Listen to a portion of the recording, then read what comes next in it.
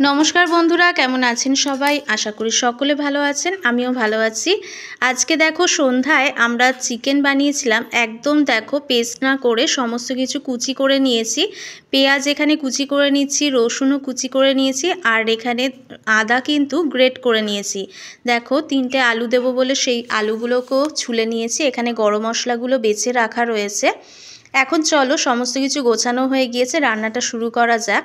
তো এখানে দেখো তেল গরম করতে দিয়েছি, সর্ষের তেলে করব আজকে রান্নাটা।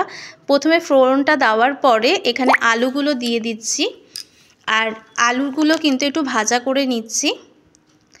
আলুগুলো দেওয়ার পরে যখনই দেখবে তেল ছেটোচ্ছে একটুখানি নুন ছড়িয়ে দেবে, তাহলে দেখবে তেলটা কিন্তু ছিটবে না। আলুগুলো দেওয়ার পরে এখানে দেখো নুন আর হলুদ পরিমাণ মতো দিয়ে দিলাম। এখন একটু আলুটা ভালো মতো ভেজে নিচ্ছি লাল লাল করে।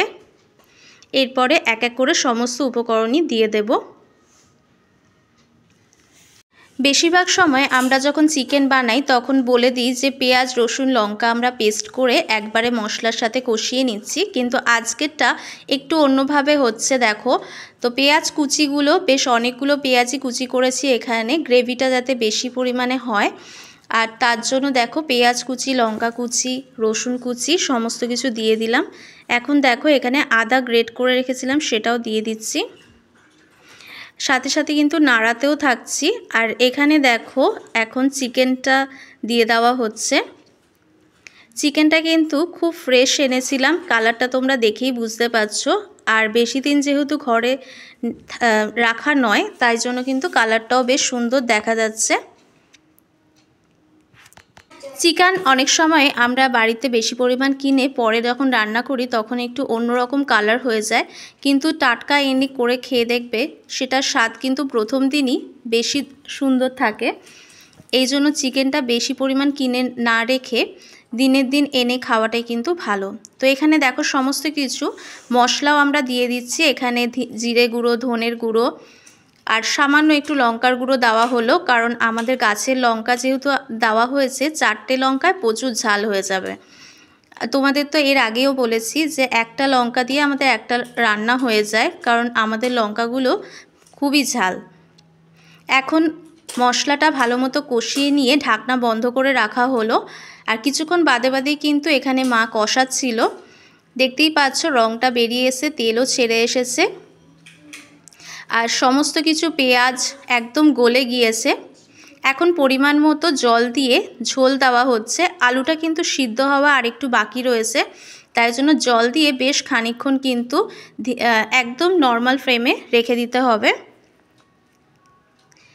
এখনও কিন্তু আমরা ঢাকনা বন্ধ করেই রেখেছিলাম বেশ কিছুক্ষণ জল দেওয়ার পরে।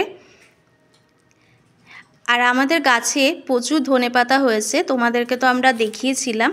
তো সেই ধনেপাতা দিয়েই কিন্তু আজকে চিকেনটা রান্না করবে, তাই জন্য আমি একদম সকালবেলাই ফ্রেশ ধনেপাতা তুলে রেখে দিয়েছিলাম, সেটাই দেখো মা এখানে কুচি করে নিচ্ছে।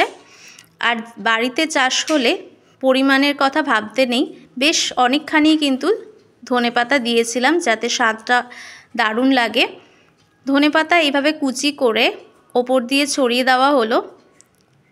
এরপরেও কিন্তু অনেকক্ষণ লো ফ্লেমে রান্নাটা হচ্ছিল যাতে আরেকটু বেশ মাখা মাখা হয়ে যায়। ঝোলটা দেখতেই পাচ্ছ অনেকটা বেশি দেওয়া হয়েছে, কিন্তু এতটা ঝোল রাখা হবে না, কিছুটা টানিয়ে নেওয়া হবে। ধনেপাতা দিলে কিন্তু স্বাদটা একদম অন্যরকম লাগে। আর শীতকালে এই রকমভাবেই ধনেপাতা দিয়ে চিকেন বানিয়ে অবশ্যই খেয়ে দেখবে, রুটির সাথে ভাতের সাথে দুরকমভাবেই অনেক ভালো লাগে। আজকের এই চিকেনের রেসিপিটা তোমাদের কেমন লাগলো অবশ্যই কিন্তু লাইক এবং কমেন্ট করে জানিও। আজকের এই রেসিপিটা দুর্দান্ত স্বাদ হয়েছিল, আমরা ভাতের সঙ্গে খেয়েছিলাম। তোমরা কিন্তু অবশ্যই বাড়িতে এইভাবে ট্রাই করে আমাকে কমেন্টে জানিও। কালারটা দেখো কতটা সুন্দর এসছে, বেশ অনেকক্ষণ বাদের ছবি এটা। ঝোলটাও কিন্তু বেশ অনেকটাই টেনে এসছে। শেষ পর্যন্ত দেখার জন্য অসংখ্য ধন্যবাদ। ভালো থেকো।